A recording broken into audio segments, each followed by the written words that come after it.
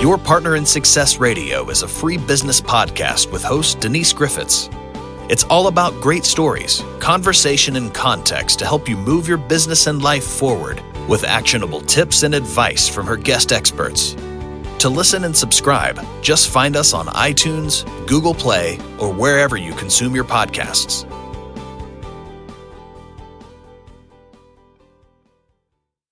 To Your Partner in Success Radio, I'm your host, Denise Griffitts, and this podcast is ranked in the top 2% of the most popular podcasts globally. And it's really all because of my truly incredible guests. It's not me, it's them. I feel really fortunate to spend time with people who are at the top of their game and who are passionate about helping you achieve your goals in both your personal and professional lives. And my guests hold nothing back. They're here to share the secrets of peak performance with us, and I know you'll find their insights both inspiring and actionable. So take notes, sit back, relax, and get ready to take your life and business to the next level. Today, I welcome to the show Cliff Beach. He's a musician, a podcaster, and master of the side hustle stranger connections. I love that. Cliff finished high school at age 16. And he is a master of time management and motivation. And as I mentioned, he's also the king of the side hustle, or as I call it, the gig economy, explaining the benefits of fulfillment outside of whatever your regular career is. And he has been nominated for 3 LA Music Awards, Record of the Year, and a Hollywood Music in Media Award. And his group has been a house band on the a house band on the Discovery Channel. He's also been featured in a live review in Music Connection magazine and has performed at the TEDx Napa Valley. And this is fun. He also won a John Lennon Songwriting Contest, 2 World Songwriting Awards, 4 Global Music Awards, a California Music Video Film Award, and was nominated for several LA Music Awards. I'm out of breath now, and Cliff joins us today to share his thoughts on side hustle, gig economy, flow, SMART goals, passion, purpose, and the all-important time management. Cliff, good morning. Thank you for joining me. I'm really excited to chat with you today. Good morning, Denise. I'm very excited to talk with you. Thank you.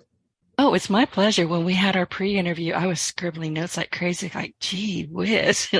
And there was a lot of exclamation points. You know, when you want to kind of go back and read your notes and go pay attention to that, there was a lot of explanations on there. So before we get rocking and rolling here, can you tell us a little bit about you and your background that I might have missed there? I think you did a very thorough job of explaining my background, but I'm originally from Washington, D.C., Maryland area. I went to school at Berklee College of Music in Boston, later got my master's at Pepperdine University in Malibu. I've been a resident of California now for over 20 years, doing music and working full-time in the corporate world.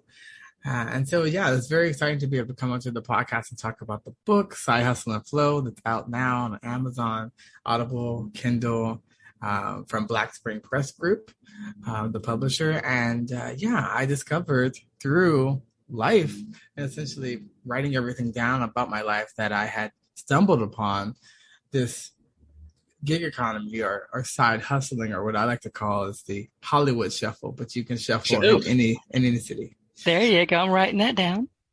Okay, keep going.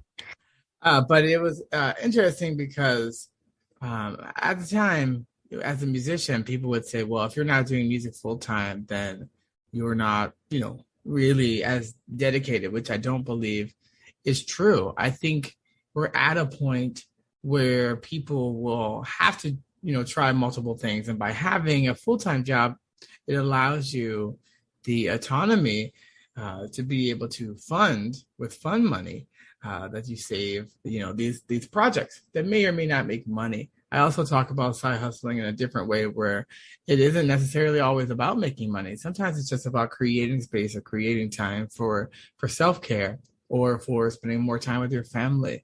The whole important thing about it is that you get to invest your time instead of spend your time. That's the main thing that we're trying to figure out. How can you do both and create a situation where you don't have to be just one thing? everyone kind of creates somehow in their mind this theory of all or nothing approaches. And I think those are very hard to fulfill, whether it's dieting or anything else.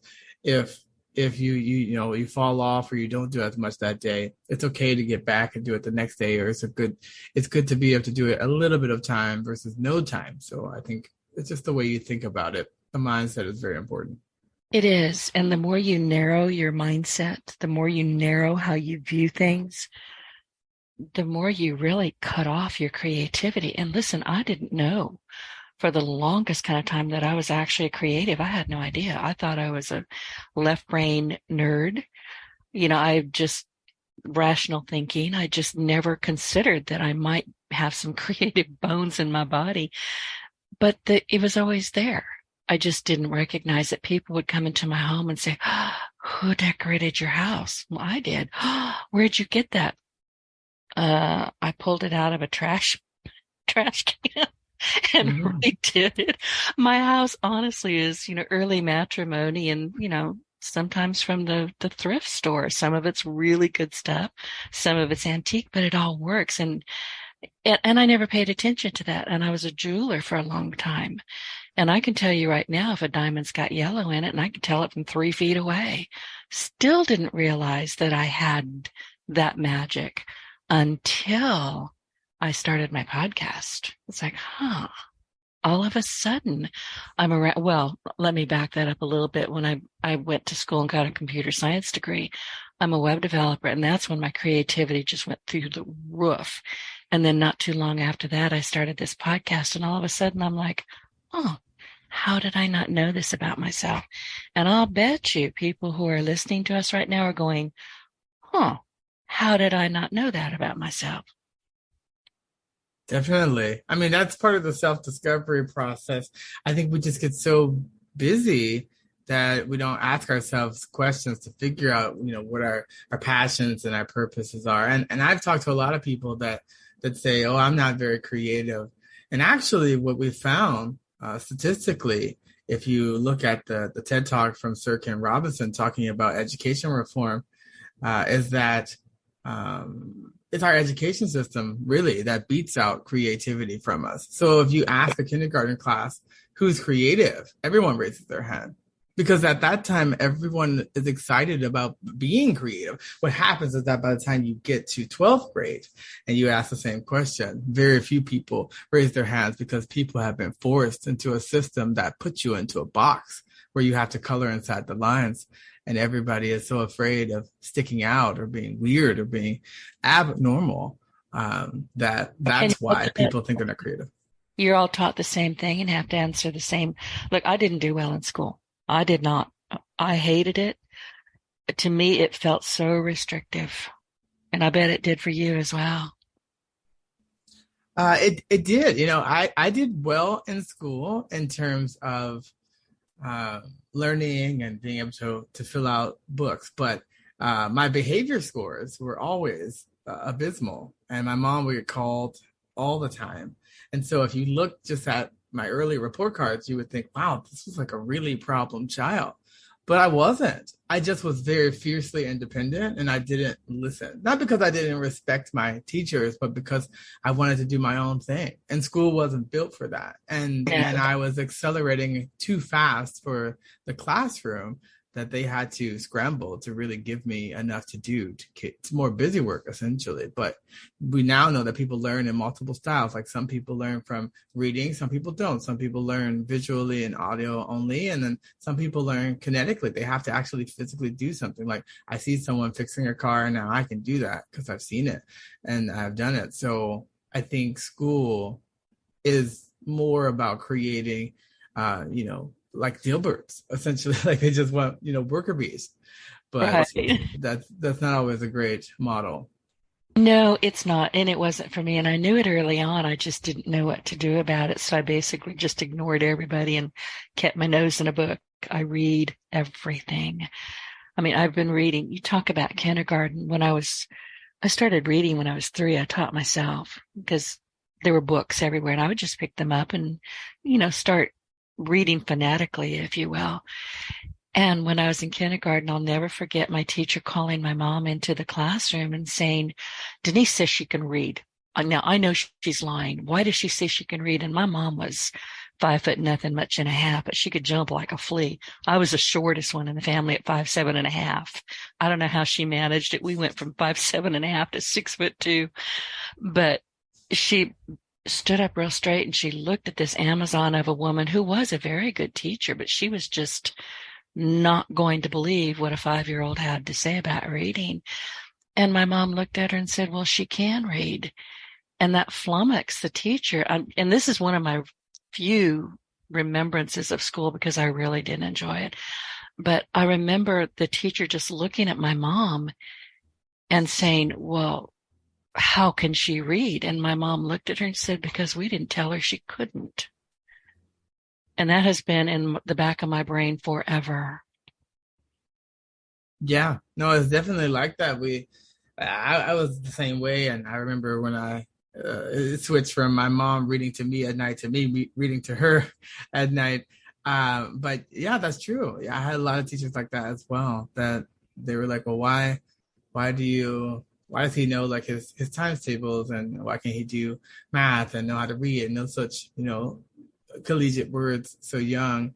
And it is true. It's often when you don't put those limitations, when you like, it's okay to color how you feel. You don't have to necessarily color inside the lines. Do what you want. Then people can gravitate towards their natural gifts and really build their strengths.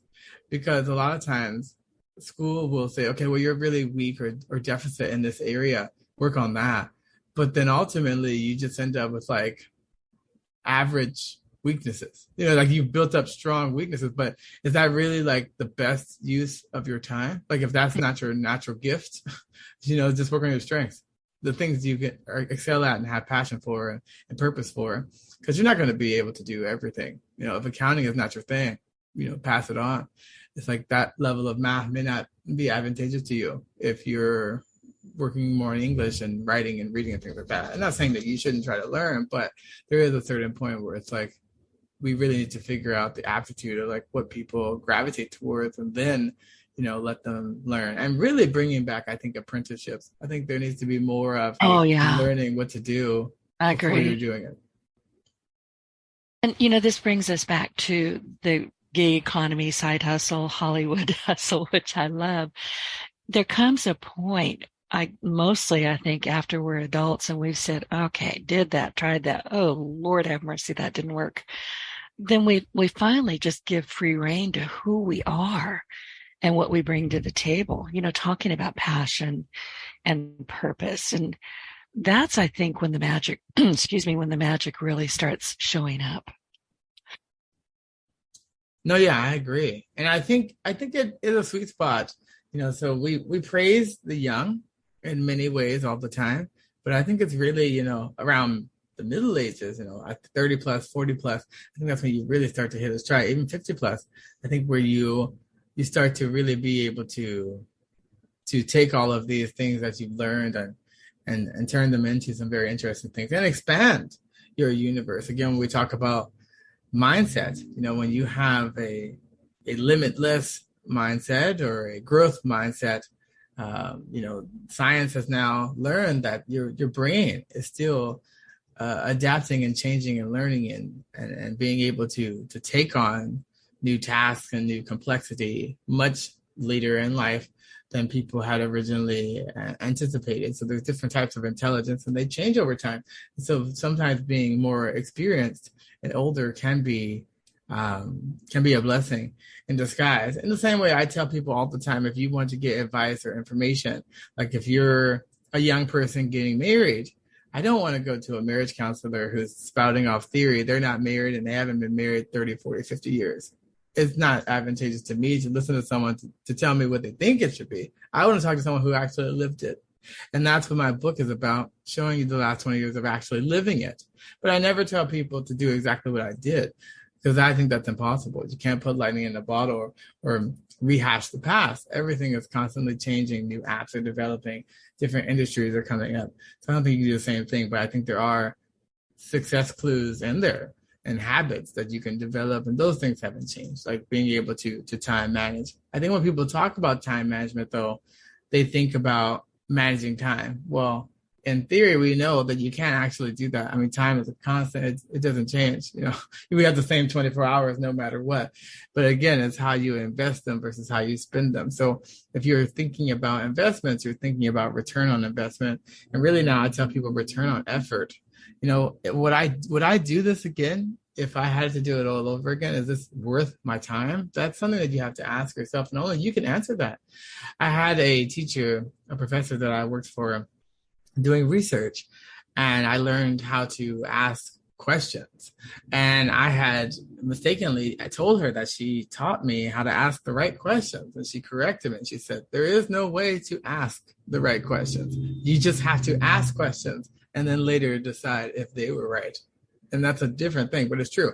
I think people just don't take the time to be quiet, to meditate, to ask self-reflection questions, which every chapter inside Hustle and Flow has those at the end of the chapter, because some people just never ask the question, what am I good at? Like I talk about ikigai in the book, and it's a term in Japanese that basically means reason for living. And they have these 4, questions. What am I good at?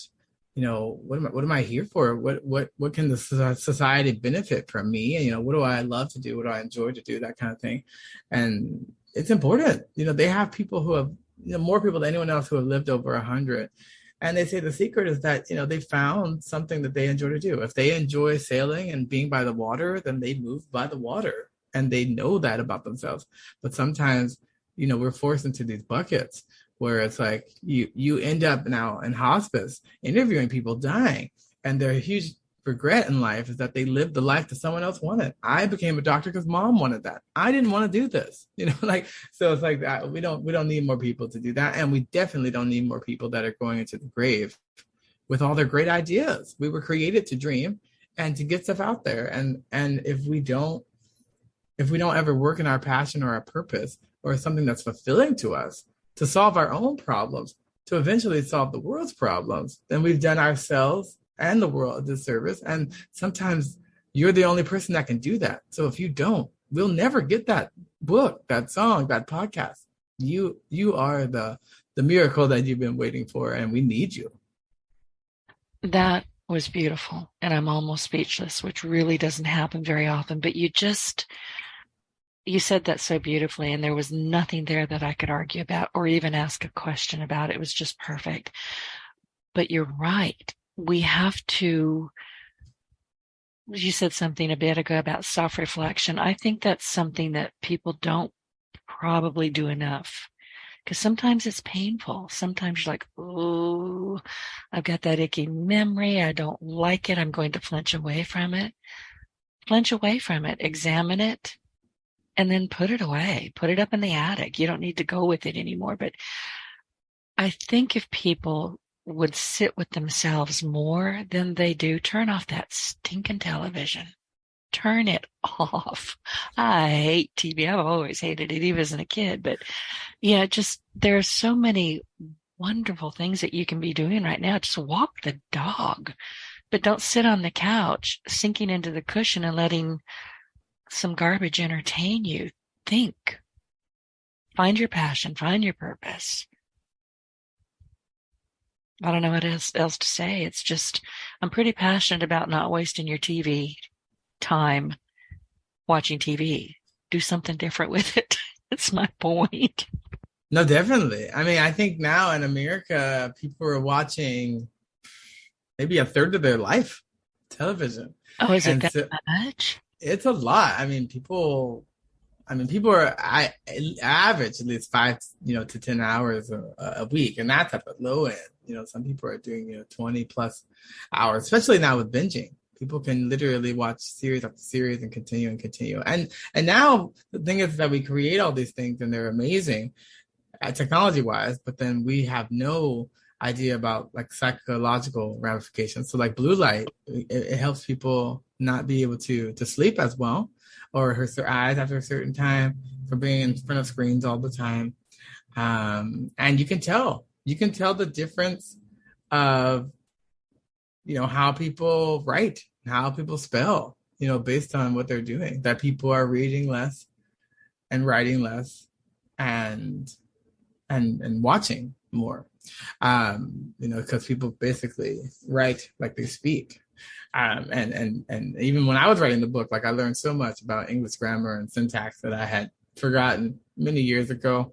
But I think you hit a nail on the head when you talk about pain, and pain and avoidance or fear or any of those things can derail you and keep you from doing that. So right now I've been reading a book by Rick Warren, who wrote The Purpose-Driven Life, and it was a great book that changed my life a lot. He's a pastor, isn't he? Isn't he the pastor of a mega church?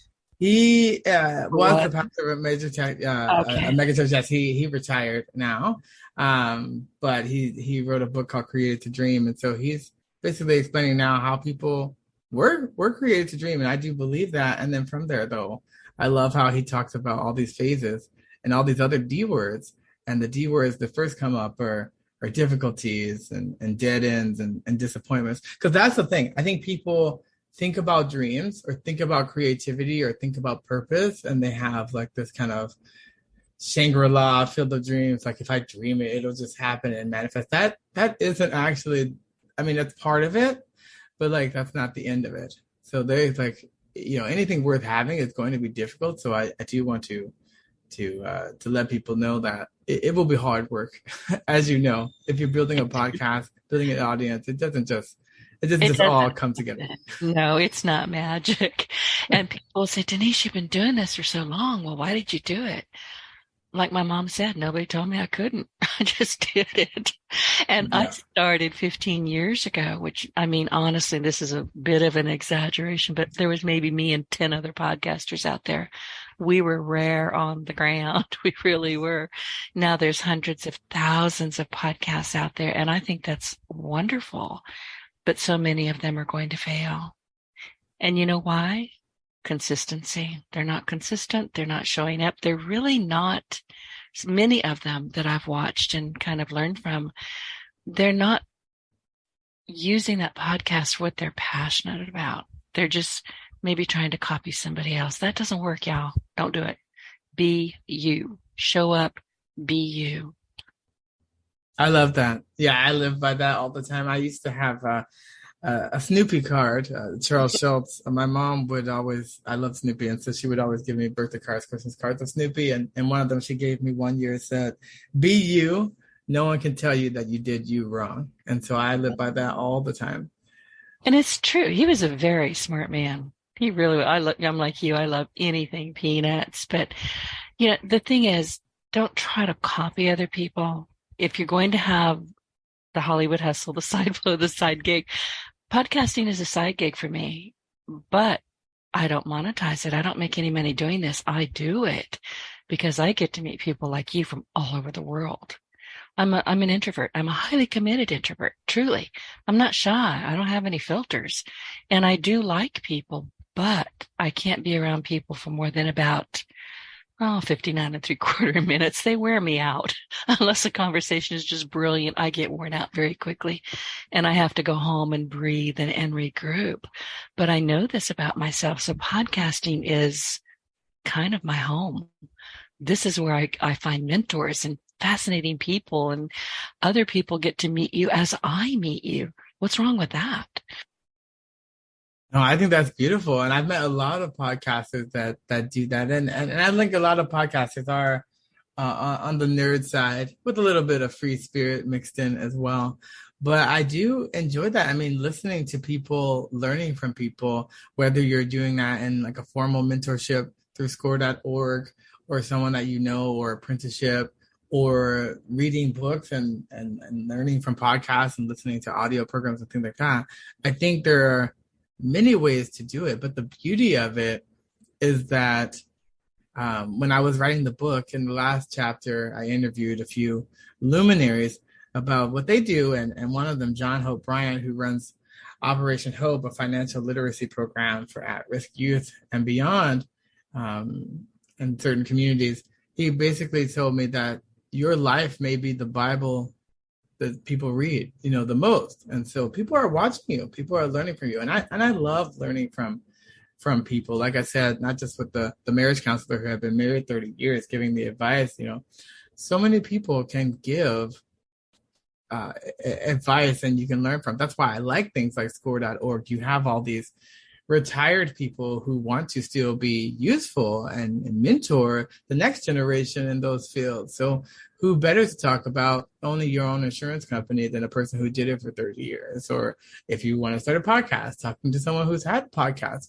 like yourself over 15 years when it was the wild, wild west and everything that has changed. Like those things are important. I'm mentoring a cousin right now who's in music and also doing PR work. And we had a call yesterday and she was a little discouraged because she hadn't been working on music as much. And everyone was telling her, well, you have to have this amount of money to do this amount of stuff. I was like, that doesn't make any sense. I was like, how did everybody else who had nothing figure it out? There's ways that you can barter, and there are ways that you can, make strategic alliances with people who are coming up and you can trade. And so she felt very confident about that. But the only reason why I could give that advice is because I've lived it and I've seen it in the last 20 years. And I know that you really do have to hide the naysayers. Like you were saying to your mom, they never told you that you couldn't do it. It's very important because there's a lot of parents that don't do that.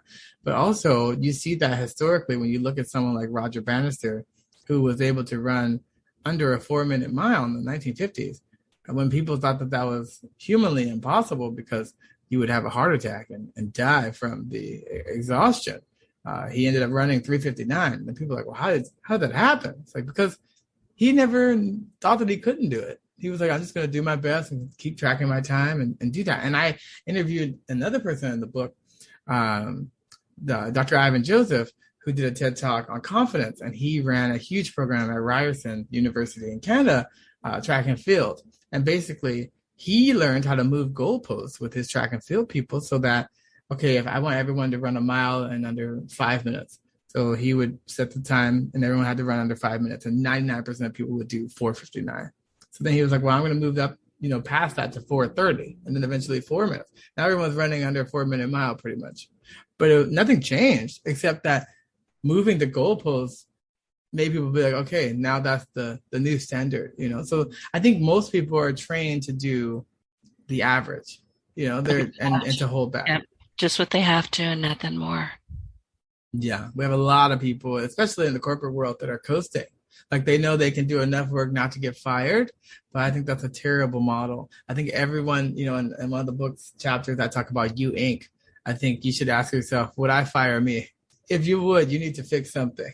It's not about, shaming or digging on yourself. It's that there's self-improvement that should be happening all the time, just like lifelong learning should be happening all the time. And you should be trying to become better. Because if you don't, you will end up being replaced by technology, AI or something else. You will lose usefulness and becoming that linchpin in your organization if you're trying to stay the same, because everything else is rapidly changing around you. You will. I fired myself the other day. I really did. And it was unpleasant, let me tell you. But it had to happen. There's a certain part of my digital agency that I've been doing work that I no longer enjoy. I just don't like it. I don't like it none. I used to love it, but time changes and things change. And after a while, you're like, I either need to upskill myself or send this over to somebody else. And I fired myself. It's like, I don't like it. It makes my stomach hurt. I'm done. And I took it off of my website. The minute, I promise you, it wasn't 10 minutes later, somebody said, Denise, can I hire you? No, not for that. You can't. And I wasn't going to budge from it because I really hate doing that work. Right. And that's the thing. You have to be quiet and listen to yourself. And know that, when I was reading this book, I think it's Mind Over Medicine by Lisa Rankin. She was a doctor. She was so sick for so many years from stress, working at this hospital. And then one day she realized, I need to quit. I don't want to do this. And she basically has this philosophy that says you can write the prescription for your own life. You don't need a doctor to tell you that. You don't need a psychiatrist or psychologist to tell you that. You knew that I don't like doing this and I'm not going to do this anymore. And you have that power. And I think that's very self-empowering to be able to do that. But if people don't listen to themselves, that little voice inside you is very quiet and you can't hear it with the noise and the chaos that's around you normally in life. You got to go to your quiet place, ask those questions, and then from that, make decisions and pivot. And maybe you loved it 10 years and now you don't, and that's okay. We change. I did, but then, and I fired my client at the same time. I fired both of us. Like, we are done. We are done here. And I knew, this is a sad thing, I should have paid attention. I knew taking this on, and I hadn't done it in 2 years because I really didn't enjoy it. But there are reasons why I took this client, and within 3 weeks I was saying, oh my God, what have I done? My stomach hurt all the time. Guess what? My stomach doesn't hurt anymore. Yeah. And that's the thing you're listening to as well. Like, we're so good at ignoring things about our bodies, but it's telling you. It's like, if your stomach hurts, it's in knots every time you think about it, that's something to reflect on and say, why is that? Is this something that's no longer serving me, or a zero sum? Would I do this again? Like, people say that winners never quit, but they quit all the time if they're smart, because sometimes you're climbing a ladder and it's against the wrong wall, and that's not good. Well, when you have to break out the Tums bottle, start paying attention to what's going on around you. I put the bottle back in the fridge. I don't think I need it anymore. Listen, Cliff, you're a fascinating guy. So what is it that you think sets you apart from others in whatever field that you want to talk about? Because you've got multiple fields. What sets you apart from others? I mean, curiosity, definitely one of them. Purpose, definitely one of them. But what else? Well, I like what you said about consistency. I talk about Angela Duckworth, and she talks about true grit in her TED Talk and books and research. And even, she was a colleague and studied under Marty Seligman, who taught us about learning optimism. So, I mean, there's many things that I could talk about, but I think when you think about consistency and really perseverance, I think people have this misconception that the perseverance is just like, this person has like the strongest will, but it's really more about the consistency. Like, writing the book was a very daunting task for me. And I wouldn't say I loved it. I liked it, but I didn't love it. But I think every day during the pandemic, I just had to day in and day out write for an hour or two, get a chapter done, however it was, a few pages at a time. And the only reason why I was able to actually do that, because I had actually started trying to write a book at least 4 times in the past. And this time I just said, no matter what, every day I'm going to do this hour. Now, was I happy to do that every day? No. Did I want to do it every day? No. And I think that's what perseverance is. Perseverance is doing it past the point where the feeling of the honeymoon was happy, because that's not going to be every day. It's just like with music. Every time you sit down to write a song or whatever it is, does that mean you enjoy it to the same level every time? Probably not. Are there sometimes I have to do a gig and I don't feel where I don't want to do it? Yes. And so it's the consistency. It's that we said we were going to do something, we're going to deliver on it. And it's the showing up for yourself, and then showing up for the task that you made, and then understanding how to, create goals and prioritize those tasks, I think, are important. Less than 10% of people plan in advance, plan their day, plan their week, schedule, look at their schedule ahead of time. It's a rarity. People are not taught to do that. And so people don't have goals, and people don't really have clear defined goals. Like, we know we have models of SMART goals, but not everybody knows that. But all the time, like, people will say, I need to lose weight. First of all, if you say that, like, verbiage wise, you won't, because you must lose weight. That's the only way that you can talk to yourself where you'll actually do it. If you say, someday I'll do this, it never happens. Someday it's an island you have to divorce and get off. You have to say, today is the day. So I think starting earlier, starting faster changes you, and then knowing that there's going to be some difficulties and dead ends and disappointments, and you have to plow through that. That's the journey. The other side is great. People always tell me it's tough to climb the rough side of the mountain, and I'll always say back to them, like, at least with the rough side of the mountain, there's something to hold on to. at that point. So I think, yeah, what changes me is that I have not a fearlessness, because people think, oh, well, you're just not afraid. No. I'm afraid all the time. I feel the fear. I do it anyway. I do it scared. I say yes to things, and I have completely no way of knowing how I'm going to do it. But that's where faith, kicks in. Then and building a team. If you really have dreams that are big and hairy and scary, you're gonna need someone else to help you. And I'm great at being able to do teamwork and saying, look at what we did. Even if it's under my name, it's always a team underneath that. And I think it's important for people to know that we're built to need someone, even the introverts. Like when people say marketing wise, they're self-made. I think that's a BS term. It doesn't exist. Like, how can you literally in life be self-made? I mean, who birthed you? Who raised you? Who taught you?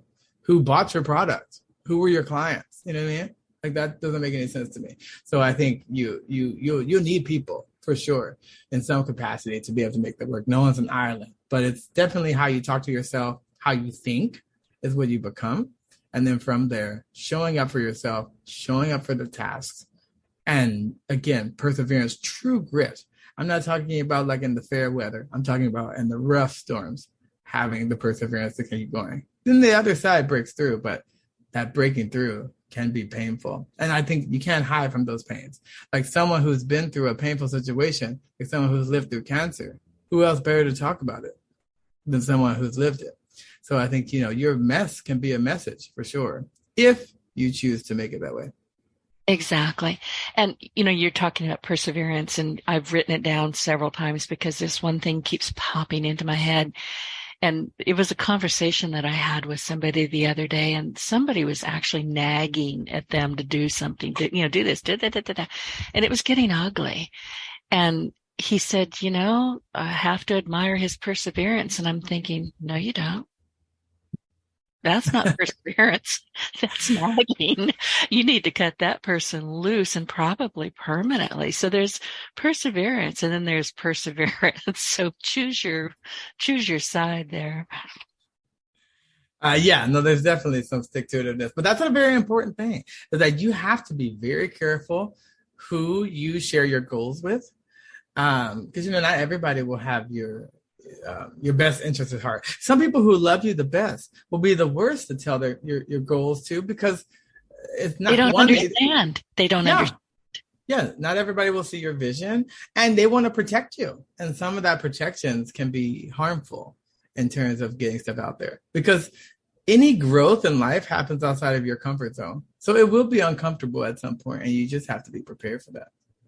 We're talking about leaders and entrepreneurship. Listen, as you're an entrepreneur, I'm an entrepreneur, but what people don't really think about, excuse me, is that we have cast iron stomachs. We have to. We fail every day. They may be little failures where you're like, oh, really? And you smack yourself on, the top of your head and then keep on going. Or they're big failures where you're sitting down and going, Denise, you are fired. I fired you yesterday. We're not doing this again. But we do persevere, and we don't stop, and we do understand our purpose. And time management. Oh, let's go back to that. Oh my gosh. Listen, you're talking about having a time management. How did you say it? Setting up your day, having a journal, maybe, I don't know. But one of my very dear friends is Ben Gay III, and he's known as a sales legend, living sales legend. Excuse me. Hang on a second. I need to cough. And he was mentored. He's the last mentee of Dr. Napoleon Hill. Mm. Yeah, he's really one of my top favorite people in the world. And Napoleon Hill would tell him, Ben, write that down. Write that down. You're not going to remember it. Write that down. And Napoleon Hill was working with Ben for 2.5 years before he passed away as his mentor. And Ben has an entire system that he uses, a daily. Where's mine? I'll have to open it up and tell you what it is. It's a daily, because I started doing exactly what he told me to do, and my day completely weekly planner, an at a glance weekly planner. And he talks about how he did it with Napoleon Hill and how he does it now, and nothing gets lost. Everything that goes in that planner is important. It's not for fluff. I mean, he plans his day, and he will plan his day if this needs to be moved up or if this is daily. It's all in there. All he has to do is walk to his desk, open that planner, and he knows exactly where he needs to be and what he's supposed to be doing that day. It works. Have a planner. No, yeah, it works to write it down. We know now kinetically, physically writing it down, not just digitally, Right. but actually pen to paper with goals or anything else. It helps you to be able to remember because it's a second process for your brain to remember what you're doing and then do it. So the physically doing it helps it to remember. It's like a muscle memory with a mental memory combined. At the same time, when we talk about time management, I think the main thing is that, as I was saying before, we all have the same 24 hours. And so really, you can't manage time. Time is, constantly pushing forward no matter what. What you actually end up doing is managing yourself. That's the important key. The schedule and the goals help you to manage what you decide to do, and that you're adding purpose and intent behind each step that you're doing and deciding, is this a priority task for me? Is this a nice to have to have, that kind of thing. And so the written goals then from there allow you to do that. 10 years ago, I had set on the path of creating 10 albums in 10 years. From 2013 to 2022, I did that. And at the time of year one, I had no idea how to do one album, let alone 10. And many pivots happened in the middle of that. But the main thing is that by setting the intention that I would do it, it then set me on a course and a path that expanded even beyond what I could have imagined or fathomed or thought. But it opened up this thing where I was like, let's do that. And every time we did an album, the next one was different, and we learned something and we put it into the next album. We didn't put it into the previous album because we'd never be able to stick a fork and be done. You got to put that MVP, minimum viable product, out into the marketplace, learn, adapt, and then go on. So when we talk about failure, is it really failure? Like, if I learned something, it isn't really failure. You look at Thomas Edison, he did 10,000 experiments to be able to create the light bulb, and 9,999 were those failures? No, I just learned what to do differently. That's how science and scientific method works. I have an hypothesis, yes or no. Then we learn, we move on. Life is always trial and error in that way. But if you learn something, that's the important thing. Then in that failure is a learning, and that learning can be very valuable in many ways. And that's what people miss. And then you just have to fail forward, fail often, forgive yourself. No, you're human. You're not perfect. But again, it's like a practice. Whenever I do music, people say, I'm practicing piano. I'm practicing singing. Do they say, I'm done now? I've learned all I can do and it's over? No. When I do yoga, it's a practice. Life is a practice. Life is a trial and error constantly. Absolutely. And I think a lot of people just go, they're probably listening to us going, okay, they're lunatics, but it's true. It is a practice. We don't know where we're going from here. We probably don't even remember much of what we did last week. Every moment is new. And I'm here to tell you, if your mindset sucks, what are you doing? You better start working on yourself. Definitely. And I think, with that theory of perseverance that we talked about, you look at Thomas Edison, 10,000 experiments. How many people would have given up at experiment 5? Who would make it to 10,000? Who would say, I'm going to keep going? That's true perseverance. And you have to remember that there were other inventors doing it too. He really believed in what he was doing. It probably never occurred to him that he could not do this at some point. He was just going to keep going until he got what he wanted. Exactly. I mean, anything that we revere or admire that has changed us, technology, whether it's Steve Jobs or Sarah Brinkley or whoever, it's like someone has to decide to be that person and to attempt the impossible. And then now the impossible becomes possible. But if nobody attempts it, it's never possible. That's why I tell people all the time, whether you do a little or you do a lot, it doesn't matter. The point is that doing it at all is better than not doing it. Not doing it, you have zero chance of anything happening. At least trying to do it, you have a possibility, even if very small, of something good happening out of it. So I think it's always better to try and to do than to not. It is. And I'll have people, because we're talking about podcasting. You're a podcaster. I am as well. It is a huge passion of mine. And I'm getting a lot of people saying, Denise, I don't know where to start. How do I do this? Just start. Seriously. Don't get wrapped up in I have to have this equipment and I have to have. For starters, stop listening to people who have, in your words, have not done it before. I belong to a couple of Facebook groups in Facebook, and I'm telling you right now, I will never need a facelift because I go in there and I read some of the garbage that is, being passed around as advice. And none of these people are podcasters, or, they're maybe 10 minutes old, but they're giving just lengthy responses to, my eyebrows hit my hairline. I look like I got a facelift. I'm permanently surprised. I'm thinking, okay, you have got less than 10 episodes out. Sit down and watch and listen. But most of all, just shut up. Learn before you speak. No, I definitely agree. And you have to be okay with not being good at something in the beginning. Oh, you're not going to be. I mean, I just went, oh God, how did I keep on going? But I did.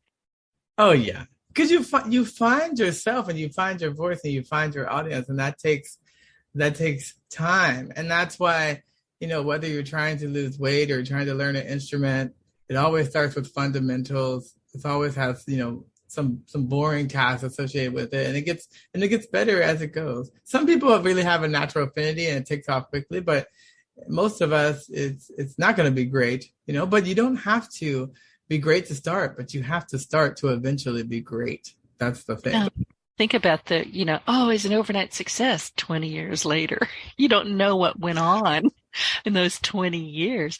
But you know what bothers me? This is a phrase that I really have trouble with. And you'll hear this all the time. Well, I can't do that.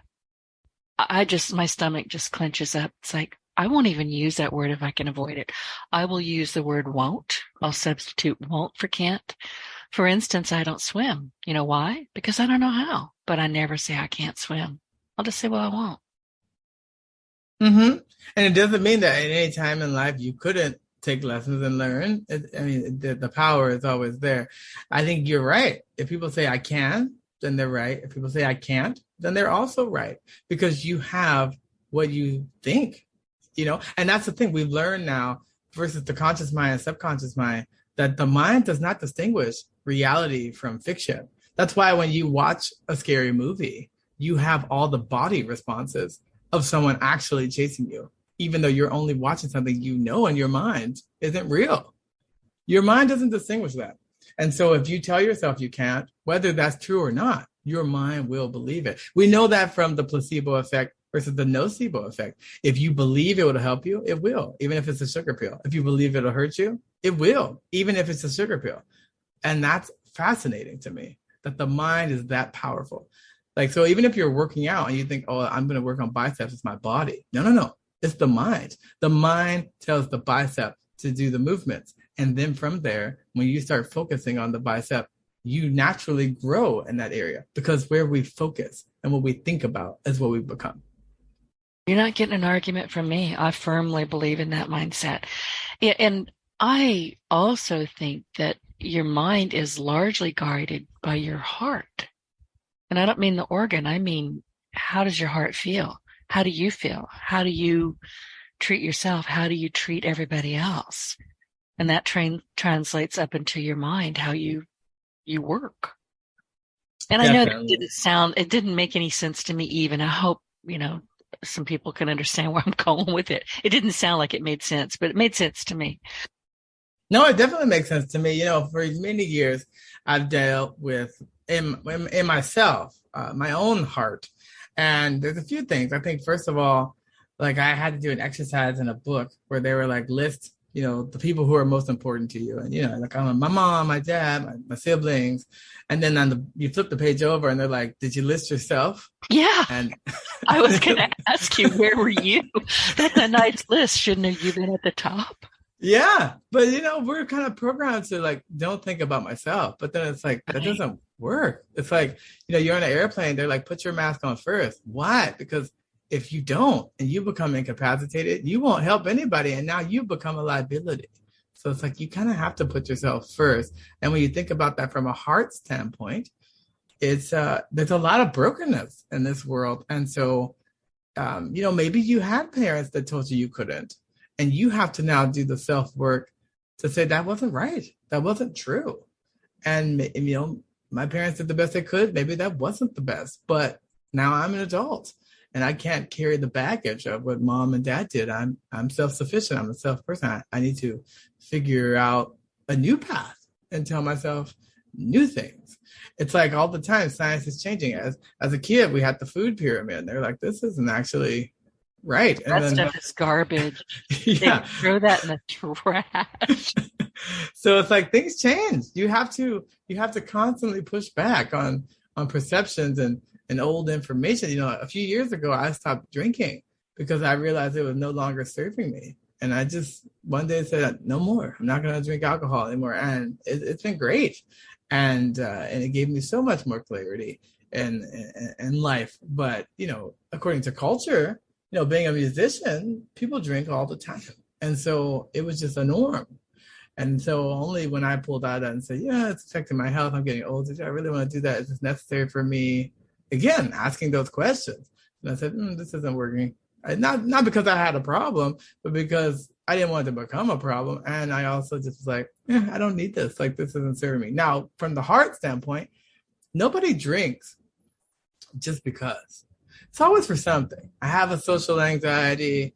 I feel loneliness, whatever it is. You have to get to the heart matter first, because you can't just stop drinking if that's the Band-Aid covering up the other thing. You got to figure out what the real root of the problem is and uproot it. And then that's the freeing part of the experience. You don't need the crutch when you fix the problem. And those problems typically are heart issues. They are. And as far as I can tell, and I'm doing a lot of deep diving and reading and listening to people like, Greg Braden and, a lot of other people, but the heart, not the organ, but our heart basically has one function, and that's for love. And if we don't love ourselves, what the heck? And I constantly am asking myself, and I do this all the time, Denise, who's in charge here? Okay, let's sit down and let's think about this. Let's talk about this, because I'll make silly decisions or I'll have to fire myself. And it's like, who's in charge? I am. I am in charge. So now what do I do? Yeah, which is very empowering. You're the captain of your own ship and the master of your own fate. Mm-hmm. But I agree. And I think, excuse me, when you think about the work of Brene Brown, you talk about vulnerability and the gift of imperfection. I think sometimes those heart issues can definitely be painful and hard to go through. But you think about going to a doctor and you're like, if you let something fester and it becomes infectious, it's painful. But then, when they cut it out and it heals, it's so much better. Like I had a friend. Address it. Whatever it is, address it. Move on. Exactly. I had a friend whose mom didn't want to go to the hospital, and she had a hip that was out of the socket for probably 9 months. Oh my God. She was in terrible pain. Could finally she even walk? I mean, if it's out of your socket, can you even stand up? She eventually was basically in a wheelchair. She had very little mobility, and immediately once they were able to do surgery, reset it, however it was, as painful as that was, it was still less painful than having it out of socket. I just grabbed my right hip. It's like, I don't even know why I did that. I just realized my hand is on my right hip and I'm going, ow. Yeah. So that's terrible. That's a terrible story. I know. But the thing is that, why be in pain 9 months? If she went earlier, she could have had it fixed and been over it by now. And so I think no matter where you are, whether you started early or you didn't start at all, there's still time, but you need to start, whatever that is. The task, working on yourself, self-love, priorities, whatever it is, just start. The starting is definitely the hardest part. And then just remembering through that perseverance, finishing. You want to finish well, you want to finish strong, and you want to finish. Like if I started the book, as I did 4 books before, and I got one chapter done and it was done, then we wouldn't be having this conversation, essentially. It's like you have to finish. You have to put that album out. You have to put that podcast episode out. And so I think that's the bookends of it. Starting is very hard. Never too late. Start. Today is the day. And then from there, persevere and then finish. Everything has a beginning, middle, end. Right, but you have to have a goal. You have to be able to see that goal, whether it's a vision board or whether it's, for some people, it's tattoos. I saw somebody the other day and I said, what does that tattoo mean?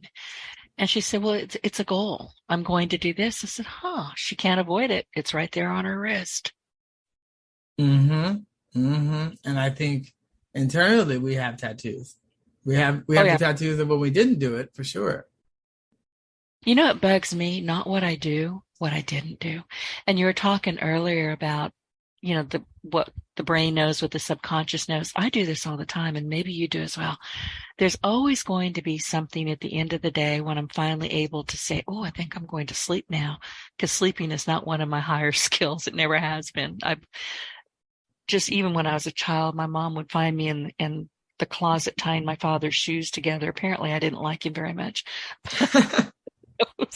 And we would hear him yelling, that damn, I thought my name was Damn Denise for the longest kind of time, but it's true. I thought Denise was my middle name, but and I lost my train of thought.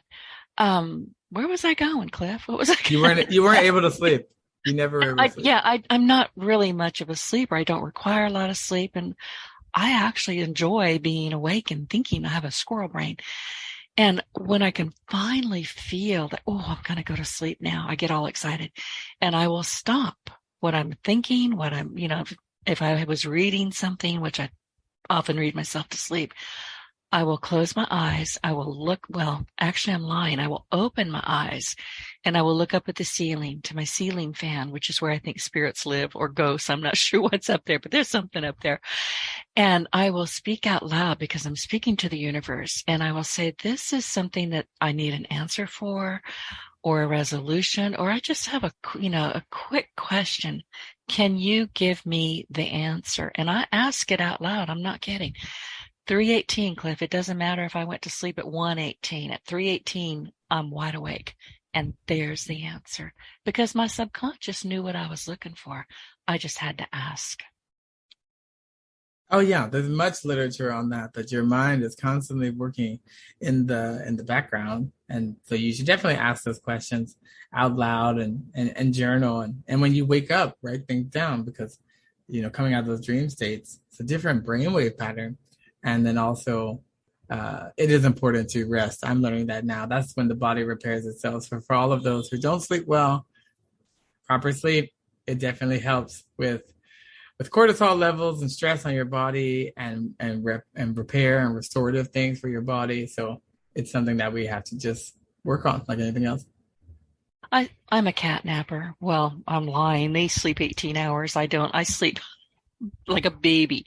Babies wake up every 2 hours. That would be me. Yeah, I'm awake and I'm moving, then I go back to sleep. I'm up and down all the time, but so far it hasn't hurt me, it hasn't harmed me. But as I get older, I'm sure I'll be going, yeah, you might want to try to get to sleep. Let's see what's going on here. Cliff, before I let you go, can you share a story of a time when you faced a really difficult decision and how you navigated it? I'm sure you've got several, but what popped into your mind as I asked that? Well, in the book, I talk about when I moved my career to Los Angeles at 20, just finishing conservatory. I tried out for American Idol, and I went through a couple rounds, and then I was eventually cut. And what I had to change was a huge paradigm shift for me, is that I really realized thinking at that time, my life was over, that my dream was, there was no way to make it happen. I pivoted pretty quickly, realizing, one, I never wanted to win reality television. I just wanted to put my music out there. So there is a difference. And then from there, that was one avenue, but not the only avenue. And so I've had this wonderful life of doing so many different things.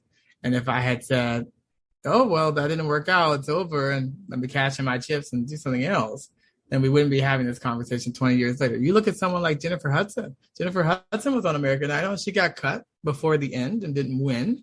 And now she's an EGOT, Emmy, Grammy, Oscar, Tony. So nobody can write your epitaph. Yeah, I didn't know. Mm-hmm. I'll be darned. Well, it's mindset. We keep going back to mindset. Do you, go for that 10,000 tries, or do you just say, it didn't work, I'm going to go do something different? It's mindset. It's how you treat yourself. Exactly. I mean, you look at someone like Michael Jordan. Michael Jordan was cut or not allowed to be on his junior varsity basketball team. If he didn't try anymore after that, we never would have talked about Michael Jordan. Never talked about Air Jordans and that $1 billion shoe and, inspiring so many people to dream big. But you think about his stats. He missed more shots than he took, but you got to take them. And he was out there every day practicing, even though he was one of the greatest, if not the greatest of all time. That's how they all are. Their work ethic is what makes them different. Nobody has to be the smartest in the room, but they will not be out hustled. And if I'm not mistaken, they also use visualization techniques. They visualize themselves taking that muscle memory and doing it all the time. I think Tiger Woods was famous for that. If he wasn't physically doing it, he was doing it mentally in his head. Definitely. Even with like practicing piano, if you're not in front of a piano, but you imagine it in your mind, you'll still get 70% of the benefit because your mind is that powerful. Seeing it. Einstein had thought experiments. He would run in his mind the experiment before he ran it. And it was very beneficial to him.